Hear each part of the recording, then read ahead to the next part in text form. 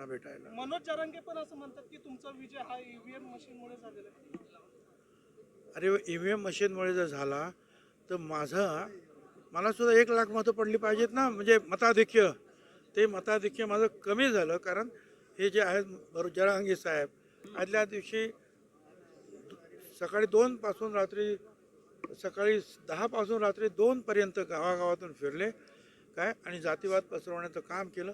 त्यामुळे माझं मताधिक्य कमी झालं माझं स्वतःचं. म्हणजे नेहमी 56-60 हजाराचं मताधिक्य ते आता या परिस्थितीत लाखभर व्हायला पाहिजे होतं, असं काम झालं होतं. आणि महायुतीचे सगळे निर्णय होते, पण ते अर्ध्यावर आलं माझं मताधिक्य. मग तिथे का नाही मग ते तुमची ईव्हीएम चालली आणि नाही चला लोकसभेला साहेब त्यांचा फटका बसला तुम्हाला तुमच्या महायुतीला. अजूनही ठरलेलं नाहीये मुख्यमंत्री पदाचा चेहरा. देवेंद्र फडणवीसांचा चेहरा पुढे केला जातोय. काय वाटतं देवेंद्र फडणवीस राज्याचे मुख्यमंत्री होतील? असं आहे की भाजपचाच मुख्यमंत्री होईल आणि देवेंद्र फडणवीस यांनी जे आहे मागच्या काही वर्षामध्ये खरं तर आम्हाला वाटलं ते मागेच मुख्यमंत्री होतील, पण शिंदे साहेब झाले. त्यांनी सांगितलं मी लांब राहतो आहे, दूर राहतो आहे, परंतु पक्षानं सांगितलं नाही तुम्ही उपमुख्यमंत्री म्हणून काम करा. त्यांनी त्याही परिस्थितीमध्ये उपमुख्यमंत्री म्हणून काम केलं आणि झोकून काम केलं. पूर्णपणे जे आहे न्याय दिला आपल्या पदाला, आपल्या पक्षाला. त्यामुळे एक मोठं यश BJPला सुद्धा मिळाले. 132वर आमदार मिळाले.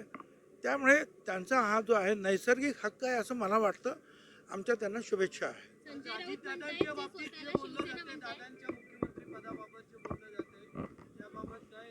नाही नाही असं आहे, दादा जरी झाले मुख्यमंत्री तर अधिक चांगलं आहे, परंतु या वेळेला 132 ज्यांचे आमदार आहेत त्यांचाच मुख्यमंत्री होईल आणि तो मगाशी सांगितल्याप्रमाणे फडणवीस साहेब झाले तर आनंद आहे. तुम्ही दावा सोडला तुमच्या पक्षाने मुख्यमंत्री पदावरून पुढे दावा सोडला साहेब. संजय राऊत म्हणतात आम्ही दावा केलेलाच नव्हता साहेब.